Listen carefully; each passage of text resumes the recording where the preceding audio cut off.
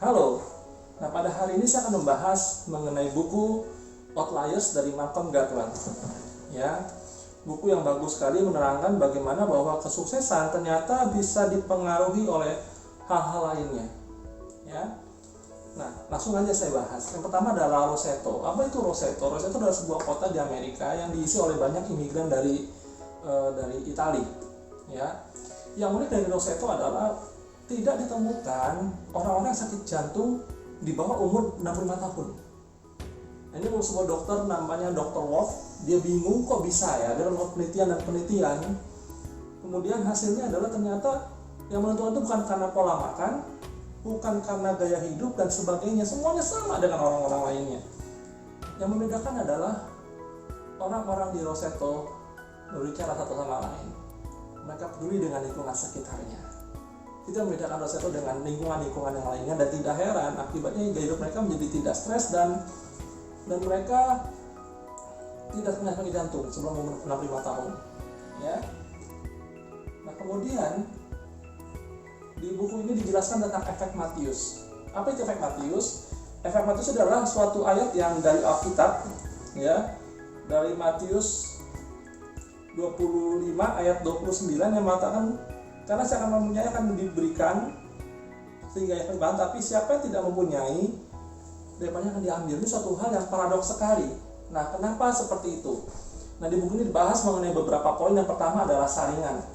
Ya, di Kanada sangat terkenal dengan hoki, ya, di mana di sana ada liga hoki yang terkenal sekali.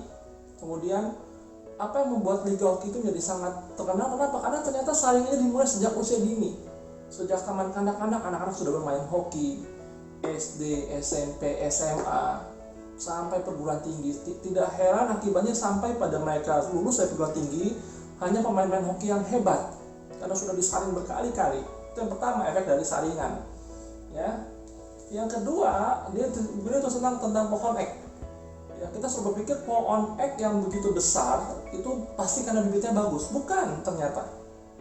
Pohon ek yang besar bukan dari bibitnya yang bagus, ya, melainkan dia mendapatkan matahari paling banyak.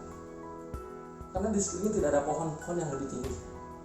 Dan yang kedua, tidak ada banyak kelinci yang memakan kulit-kulit dari buahnya, sehingga dia bertumbuh lebih tinggi lagi. Ya. Nah, kemudian di efek Matius sudah dijelaskan tentang bulan kelahiran. Kenapa bulan kelahiran begitu pengaruh? Ya. Di sini dijelaskan bahwa ternyata orang-orang yang ahli dalam bermain hoki, ya, itu semuanya lahir di awal-awal bulan, di Januari, Februari sampai Maret atau April paling lama. Ya, jarang sekali, sedikit sekali orang lahirnya di bulan September, Oktober, November sampai Desember. Kenapa? Ya, ternyata dengan mengandalkan bulan kelahiran, kita tahu bahwa ada batas usia untuk katakanlah U15 atau U19 begitu untuk permainan hoki misalnya. Ya, ternyata usia itu sangat berpengaruh. Ya, selisih sekian bulan saja dapat berbeda sangat sekian sentimeter dalam tingginya. Sehingga orang-orang yang lahir di Januari, Februari itu saja akan lebih tinggi dibandingkan yang lahir di bulan September sampai Desember, walaupun mereka dalam tahun yang sama. Ya, ini adalah pengaruh dari bulan kelahiran. Ya. Di bab kedua di sini dibahas mengenai Billy Joy, ya, mengenai efek dari 1000 jam. Ya, Billy Joy adalah penemu bahasa pemrograman Java, ya, pendiri dari Sun Microsystem. Kenapa Billy Joy demikian hebat? Karena dia pertama kali dia juga beruntung. Ya, dia masuk di University of Michigan tahun 71 saat pertama kali computer center dibuka di sana. Ya, dia kemudian masuk S2 di sana dan PhD di sana, ya. Nah, kemudian kita akan lihat lagi, ya. Pada tahun 90-an ada seorang psikolog bernama K. Andres Erikson, ya. Dia meneliti ada 3 kelompok pemain biola, ya. Diberitahu, oh ini yang luar biasa, ini yang biasa-biasa aja, dan ini yang tidak bagus begitu, ya. Mereka semua mulai usia pada usia yang sama ternyata selain teliti. 3 kelompok itu, mereka semua mulai usia pada usia yang kurang lebih sama sekitar 5 tahun awal mulai berlatih biola. Namun sepanjang mereka berlatih biola ditemukan setelah beberapa tahun, ya, ternyata ada perbedaan. Yang pemain-pemain yang luar biasa hebat, mereka bertambah jam latihannya. Sementara mereka yang biasa-biasa saja, mereka yang jelek itu semakin sedikit atau bahkan semakin sedikit dan tidak berlatih. Ya, ini adalah efek dari disebut 10.000 jam, ya. Diberitahukan bahwa dalam 20 tahun karir dari seorang pemain biola yang hebat itu sudah berlatih selama 20.000 jam. Wow, ini adalah penelitian dari Dr. Daniel Levitin, ya. Oke. Kemudian selanjutnya ternyata kita bisa tahu bahwa Mozart pada umur 21 tahun menemukan karya yang terhebat, yaitu Simfoni nomor 9 dan K271 itu setelah bertahun-tahun berlatih konserto. Bobby Fischer juga telah berlatih selama 9 tahun untuk menjadi pemain catur yang hebat. The Beatles itu kenapa bisa hebat? Ya, karena pada tahun 60 sampai 62 dia telah melewati 270 malam selama 1,5 tahun dengan total 1.200 pertunjukan sebelum dia terkenal. Ya, tidak heran ya, Beatles menjadi sangat hebat karena dia sudah berlatih selama sekian ribu jam. Tidak ada hari ini seorang yang manggung sedemikian banyak seperti The Beatles. Ya, Bill Gates salah satu orang terkaya di dunia saat ini. Kenapa demikian hebat dari komputer? Keberuntungannya pertama dimulai dia sekolah swasta. Ya, Bill Gates lahir dari orang kaya. Dia sekolah di sekolah swasta di Lakeside. Pada tahun 68 sekolah ini punya program komputer. Pada tahun 60-an bahkan tidak banyak perguruan tinggi yang punya komputer di dalamnya. Tapi sekolah Bill Gates punya. Ya. Kemudian didukung lagi ternyata dia punya ada Mothers Club yang membantu dia untuk membeli komputer baru. Dia bergabung dengan C-Cube, kemudian InfoScience Inc. dan sebagainya, sehingga dan itu semua adalah akumulasi dari perjuangan dia sehingga dia bisa menjadi hebat seperti saat ini. Oke. Selanjutnya di bab berikutnya ya dibahas mengenai masalah dari orang-orang jenius. Ya, ternyata orang-orang jenius punya masalah. Ya, yang pertama adalah ternyata untuk menjadi seorang jenius itu ya bukan berarti akan terus hebat begitu. Jadi begini, anggaplah seperti pemain bola ya, orang dengan tinggi 160 melawan orang yang 180 misalnya, itu saja 180 akan dengan mudah mengalahkan orang yang berusia 100 yang bertinggi badan 160. Namun kalau yang 180 melawan 143 maka selisihnya kecil sekali. Ya, maka pertandingan akan dianggap seperti berimbang. Ya. Itu ternyata semakin tinggi tidak akan berpengaruh semakin besar begitu terhadap kepintaran, terhadap kesuksesan. Ya. Nah, kemudian banyak orang pintar juga tidak kreatif ternyata. Ya, coba sekarang saya minta untuk buku ini meminta kita memikirkan fungsi dari batu bata dan selimut. Sebutkan sebanyak-banyaknya. Mulai. Nah, sudah temu. Nah, batu bata ternyata punya banyak sekali manfaat dan selimut juga ternyata punya banyak sekali manfaat. Ya. Namun bagi orang-orang yang tidak kreatif fungsinya hanya sedikit, seperti mengganjal pintu, seperti mengganjal mobil, membangun bangunan untuk batu bata, untuk selimut untuk penghangat, untuk untuk memadamkan api dan sebagainya. Tapi orang-orang kreatif menemukan banyak sekali manfaat dari selimut, bisa untuk kanvas misalnya dan sebagainya. Jadi orang-orang jenius punya masalah pada kreativitas. Ya. Kemudian Dr. Louis Terman ya menemukan bahwa dia pernah mengadakan studi ya di 250.000 anak-anak SD sampai SMA, dan ditemukan dia sengaja memilih yang pintar-pintar begitu ya, dan ternyata hasilnya tidak seperti harapan dia ya. dia merasa bahwa anak-anak ini anak-anak hebat. Dia bantu semuanya, dia monitor semuanya, dia berikan bimbingan. Dia berpikir bahwa anak-anak ini akan sukses. Ternyata tidak semua. Dokter Teman tidak melewatkan mengenai kris Langan, ya. Dan juga ada dua anak yang biasanya ditolak oleh Dokter Teman yang ternyata malah dapat Nobel, yaitu William Shockley dan Louis Alphice. Ya, jadi ada kelemahan dari temuan dari Dr. Louis Terman ini, ya. Oke. Jadi jenius tidak selalu berhubungan dengan kesuksesan, ya. Kemudian ada kecerdasan praktis, ya. Oke. Nah, kecerdasan praktis ini juga jarang dimiliki oleh orang-orang jenius. Mereka mampu dalam kecerdasan analitis namun kurang dari kecerdasan praktis. Apa itu kecerdasan praktis?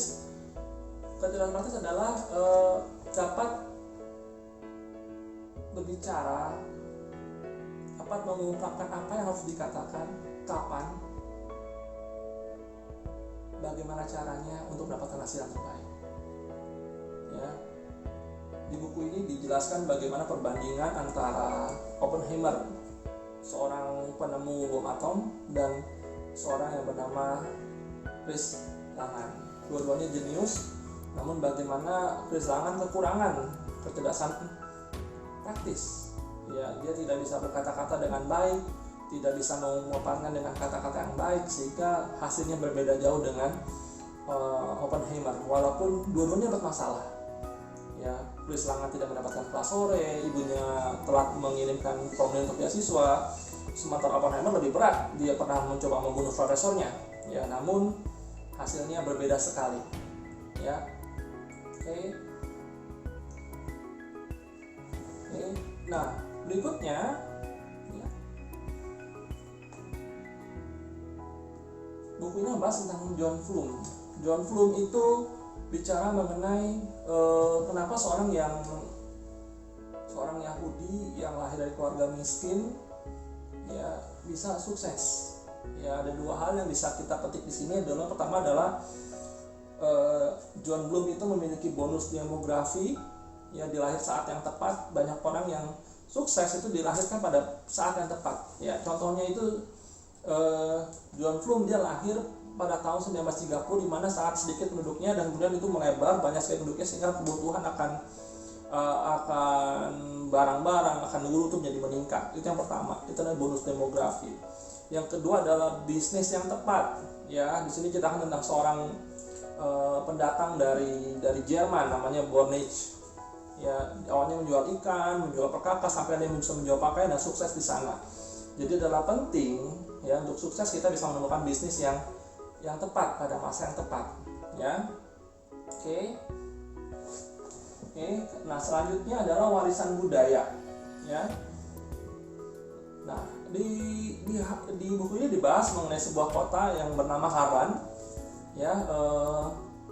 Di sana ada sebuah sejarah di mana kedua keluarga bertikai begitu, ya. Masalahnya sepele, hanya kalah main poker, tapi itu turun temurun sampai ke orang tua, ke semuanya, ke anak-anak, ya. Dan itu ternyata terjadi sampai hari ini, ya. Di wilayah Amerika Selatan itu memiliki budaya berbeda dengan Amerika wilayah utara. Nah, ini hubungannya ada dua. Pertama, antara petani dan peternak, ya. Ternyata beda. Saya baru belajar dari buku ini, beda antara petani dan peternak, ya. Petani itu membutuhkan sesamanya, ya. Dia membutuhkan petani lainnya, ya. Mereka harus sama-sama bikin waduk dan sebagainya.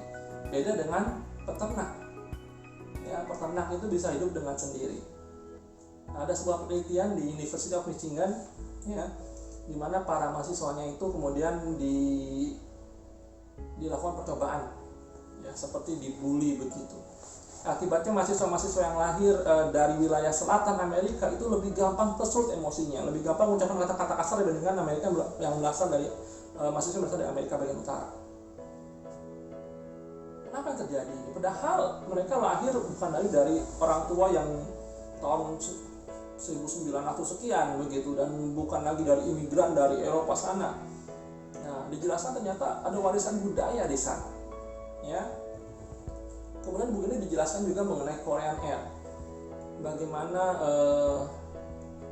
Korean Air itu bisa mengalami masalah pesawat jatuh hingga berkali-kali lipat, belasan kali lipat dibandingkan maskapai lainnya. Nah, ini hubungannya dengan namanya Power Distance Index. Power Distance Index adalah indeks seberapa jauh tingkat kepemimpinan. Jadi kalau Power Distance Index-nya tinggi, itu seperti mereka merasa seperti pemimpin begitu, mereka harus merasa dihargai. Ini yang terjadi pada Korea. Atau negara-negara yang sebaliknya, seperti Austria, seperti Belanda, di mana Power Distance yang rendah.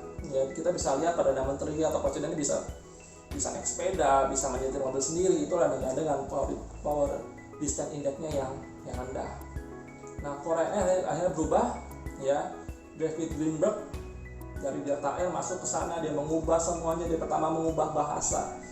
Dengan mengubah bahasa, dia mengubah suatu paradigma dari Power Index, ya, sehingga para pilot di sana tidak merasa bahwa dia harus dihargai dibandingkan dengan co-pilot dan asisten first officer-nya, sehingga terjadi seperti kesamaan hak, kesamaan tanggung jawab di sana, sehingga itu merubah dari Korean Air, ya. Nah, oke. Selanjutnya dibahas juga di sini mengenai petani padi. Nah, saya baru baca dari buku ini, menarik sekali bagaimana petani padi di Asia berbeda dengan, khususnya China, ya, berbeda dengan petani padi yang ada di Amerika, ya. Di China itu petani padi itu hidup dengan sepetak sawah yang kecil sekali seperti kamar hotel, ya. Dengan di Amerika itu semakin besar semakin bagus, ya. Nah, bedanya apa? Ternyata mereka adalah pekerja keras, ya. Mereka bekerja keras, mereka membuat anyaman bambu pada saat mereka musim dingin, beda dengan petani-petani di Eropa misalnya, atau suku Kalahari dari Wasana yang kalau pada saat musim dingin mereka bersantai begitu, ya. Jadi petani-petani China itu adalah orang-orang yang sangat gigih, ya, dan gak heran mereka punya mahasiswa itu sukses sekali di luar negeri, ya. Alan Soderfield, ya, pernah menguji suatu penelitian yang sangat bagus sekali, menemukan bahwa kesuksesan itu berkaitan dengan kemampuan untuk tekun, gigih, ya. Itu penelitian dari Alan Soderfield. Oke.